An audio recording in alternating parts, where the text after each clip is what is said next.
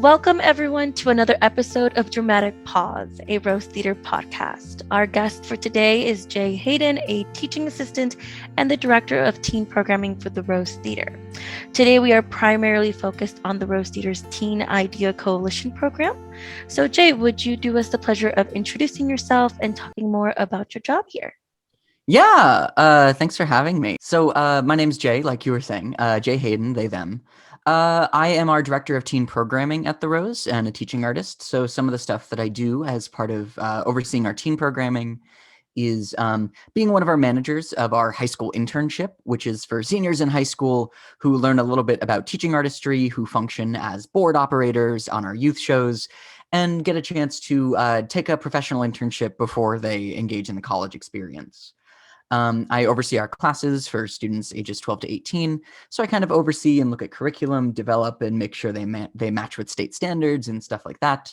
And I oversee our TNT season, Teens in Theater. So that's our identity and social justice based work primarily with students, programs like Pride Players, Young Gifted and Black, hashtag Enough, Place to End Gun Violence, and new this year, Before the World Goes Dark, a new climate change project. That's kind of that's the gist of what I do. that's the gist there. That's quite a bit of things. But it's great that there's just so many opportunities for teens to just be involved, not only in theater, but also just activism and just getting a chance to explore that. Yeah, of course. Could you explain what the Teen Idea Coalition is and just kind of how it was formed, since that is one of the programs that was listed before? Yeah, so the Teen Idea Coalition, IDEA stands for Inclusion, Diversity, Equity, and Accessibility.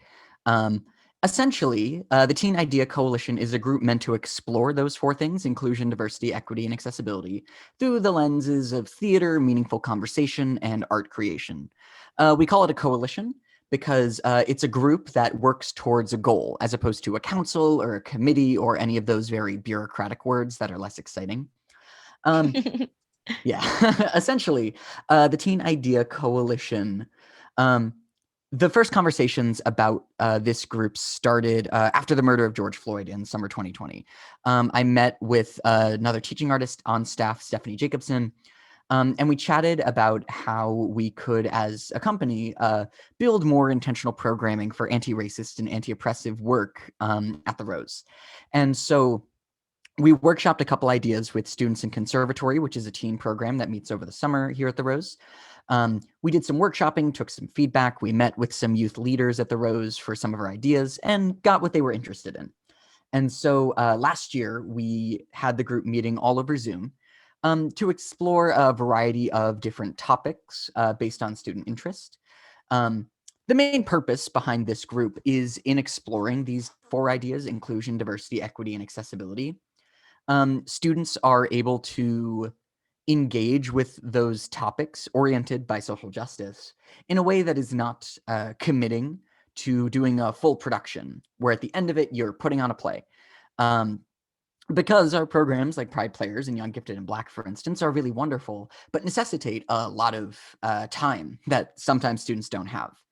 Students are busy people. Yeah. Oh my gosh, being an overcommitted teenager, the worst. Oh no, yeah.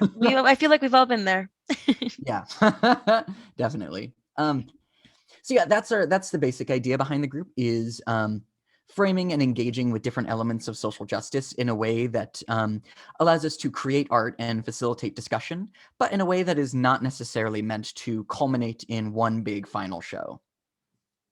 Interesting. Okay, and it's I like how you talked about how you continue to do this even throughout the pandemic. You just kind of transitioned into an online platform. Yeah, being able to be flexible, I think, is really important. I think a big aspect of any of this work that we do that is so key to what we try and do when we talk about theater for justice or theater for change or anything like that is thinking about how we can meet people where they are at. And so that lives with our students, that lives with our community who we actively are trying to serve and would be our goal. As opposed to living within, we having conversations in a classroom, it doesn't go anywhere, then we get to leave feeling really good about ourselves, you know? No, I do agree. It's very important to be able to just be accessible. I mean, that is the A in your acronym. Yeah. So talking about the importance of just being there and being accessible. Can you explain why it's important to provide a space for teens to explore those concepts, the inclusion, the diversity, the equity, and the accessibility? Yeah, of course. I think what's really important and valuable about a space like the Teen Idea Group is that we're able to engage with topics and speak openly about things that sometimes students feel less able to talk about in other spaces. Um, so an example that I'll give is last year, one of our topics was combating white supremacy. And so we talked about and did activities based around Omaha's history of redlining, the what was formal and is now informal segregation of the city into north, south, west, etc. So we were able to try and explore and talk about things in a productive and healthy space where students were open and able to ask questions and engage with people who wanted them to learn about these things without trying to hide it behind a curtain, which I think sometimes lives in different spaces as we talk about interpersonal needs of the school system or interpersonal needs of like family dynamics and stuff like that. Students are allowed to talk about the things that unprompted from us they are thinking about, but in a way where we can, I hesitate to use this word, but use it in a productive way, you know? No, I agree. It's very important to just feel safe, I think, especially when you are talking about such sensitive topics that many people feel very passionate about. And just being able to have that space to comfortably be able to stand your ground or just converse and discuss, I agree. It's very important. Yeah, and I think a big part of that work as well is meeting with students and engaging them where they are in the context of how much that they know, right? Um, and what our background is and how our different salient identities impact the way that we talk about different topics or ideas, right? Um, like many of our programs at the Rose, we develop a community agreement at the start of every year. And part of that is talking about the ways that we can make waves, but also how we can embrace thoughtful silence. That sometimes not having an answer in the moment means that it's something that necessitates and requires more time, you know? That was beautifully put. That thoughtful silence. That is just, I'm going to steal that from you and I'm going to carry that with me in multiple conversations now. Just because it is wonderfully put that sometimes it's better to just take a moment to think and then configure your thoughts. Yeah, absolutely. And that's a great thing to be able to kind of teach or just assist with the teens that are being involved. Because I think sometimes we are just trying to be fast in the way that we respond or just the way that we think. Everything's very fast nowadays, in my opinion. Yeah. So you said that last year you had the topic which was white supremacy. What are the topics for this year? How were they chosen? Yeah. So our three topics for this year's iteration of the group are taking community action, disrupting infrastructure, and art for social change. Those are kind of the three topics that we're kind of rotating around and engaging with over the course of the fall and the winter semester. Um, Essentially, we chose those three topics, myself and my collaborator, Zoella Sneed, who is another teaching artist here at the Rose. Um, at our first meeting this year, as opposed to having these topics picked out ahead of time, we kind of engaged with our students who had showed up, the teens who were there, and we did a bit of a poster walk. So we asked questions about what are things that are giving you hope, what are things that are giving you fear or anxiety, and what are things that are bringing you comfort, along with a couple others that I don't remember off the top of my head. And so in kind of developing and talking about those conversations, we kind of synthesized uh, all the notes that we took and what people were interested in terms of activities and in terms of topics. And we tried to put them together into these three kind of broad categories.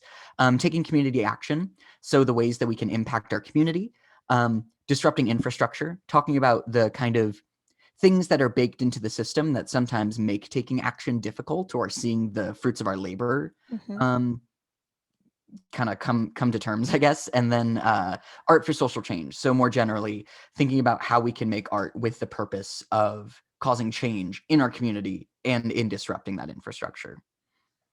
Those are great. I mean, I love the approach that you guys took in not just prepping ahead of time and actually having that conversation with the teens that were there and making sure that you address the, like you said, the anxieties or the fears that they had. That is wonderful to be able to just plan by what is needed.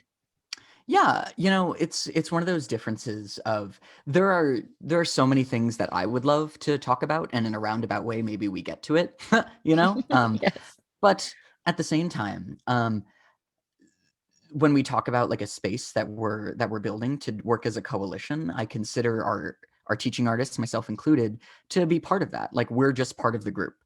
But we're just the people who have a little bit more experience and a little bit more knowledge to help try and guide us and develop along the way, you know.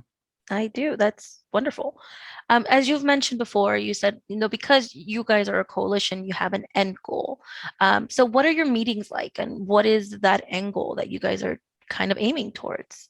Yeah, so the group meets every other Saturday from 12:30 to 2 p.m. at the Downtown Rose. Um, Meetings kind of alternate. So currently, what we're doing for the fall semesters, we're having every month be based on one of these themes or topics: community action, infrastructure, or social change. And for one meeting, based on those topics, what we'll do is we'll do some theater activities, we'll do some art exploration, engage with art that inspires us, that is based on those topics. And then we'll use that to inspire work that we might be doing. An example is we made realistic motivational posters, like that poster of the cat holding on that says like "Hang in there, baby." Um, Yes. Somebody remade it and said something along the lines of "You only have 8 lives left" or something like that. That's amazing. I'm gonna need to see these at some point in the future. Yeah, they're really fun. Um, So we'll create art, we'll do theater activities, we'll facilitate conversations about things that are engaging in the area. But we'll also bring in guests for some separate meetings, and our guests will help facilitate and kind of do workshops with us. Most recently, we brought in Strongly Worded Letters, which is a local organization uh, basically dedicated to teaching people the best practices for contacting their representatives. Um, so the best way to write a letter, the best way to write an email, to do a phone call, and kind of the rhetoric triangle of logos, ethos, and pathos. Hmm. Um, Basically, what are the best ways that you can make your voice be heard in contacting your representatives within the electoral system? Um, at our next meeting, not this coming meeting, this coming Saturday, from the time we're filming this, Yes. but our next guest that we have coming in a little bit later, we're bringing in Omaha Abolition Research, who will be talking about the role of the prison system and talking about how we can use restorative justice frameworks to heal our communities, which will be really exciting. That sounds Um, incredibly exciting. yeah, and we're super excited for them to be here. Um, so yeah, our meetings are kind of alternating. We do a meeting as a group where we engage with a topic, look at art and stuff like that, and then we try to bring in a guest after that who can help us frame and kind of engage a little bit more in our work in the community. To go back to, I guess, another question you had, our ultimate goal, I think, with the Teen Idea Coalition, it kind of shifts, right? Mhm. Because we don't have a specific topic that we only focus on, right? In many ways, it's meant to fill the additional salient ideas that live in an intersectional identity. Um, but our goal ultimately would be to, number one, raise awareness, and number two, inspire people to activate and utilize their voice and to get out into the community. To get out into the community and to improve the material conditions of Omaha and the metro area through the art that we love. That's incredible. It's that empowering the voice that they have, and just with your guest speakers, showing them the resources that they have to use that voice. Yeah, and also people who are a lot smarter than me, who know a lot more. Sometimes we all just need those external resources to just give us that push we all need. Yeah. But yeah, those are very exciting things that you guys have in the books. I mean, that's especially considering everything that's happening. Like young minds are being more active in just speaking to the representatives and making that more local change. And so being able to bring those speakers that can show them and guide them in the direction that they wish to go is just a wonderful resource and just an amazing way to utilize your guys' time in the meetings. Yeah, thank you. I think a big aspect of it is that ultimately, like when you're thinking about activism work or when you're thinking about how you can use your art to impact your community, one thing that I think is really core at what we're trying to communicate with students or anyone who would be a potential interested member is that the impact and the change that you can make begins in your surrounding community, whether it's your school, whether it's your city, whether it's your metro area, because like the theater of national politics is really exciting and fun and like gets about a lot, but it's It is. it's just not as productive in the context of you live in Omaha, so let's talk about what's happening in Omaha right now, you know. Yes, as you mentioned, like you had initiated the conversation about redlining and just the way that Omaha is divided, Omaha, no, just Omaha is divided. And that's a very, very prominent thing that is happening. And it's a great way to, like you said, remind everyone that it starts with your surroundings. Yeah, absolutely. So I am super excited for everything that the Teen Idea Coalition has going on. So if you guys are also excited, as Jay had mentioned, the meetings began on Saturday, September 11th, and they're every other Saturday. The next meeting is Saturday, October 23rd, if I'm correct. Yeah. From 12:30 to 2. Go ahead and visit our website at rosetheater.org/education/teens to email Jay if you are interested in joining. Yeah, let me throw in a quick plug. You can also Yeah. follow us on the TNT Instagram. That's at Rose Theater, theater spelled with an ER. So at Rose Theater _ TNT. We post updates about what we do at the coalition. We send out reminders that way. So if Instagram's another way, that's another way. No, yes, social media is always a great way to communicate and stay in contact and stay connected. So thank you so much, Jay, for coming on and just talking about the wonderful work that you guys are doing at the Teen Idea Coalition here at the downtown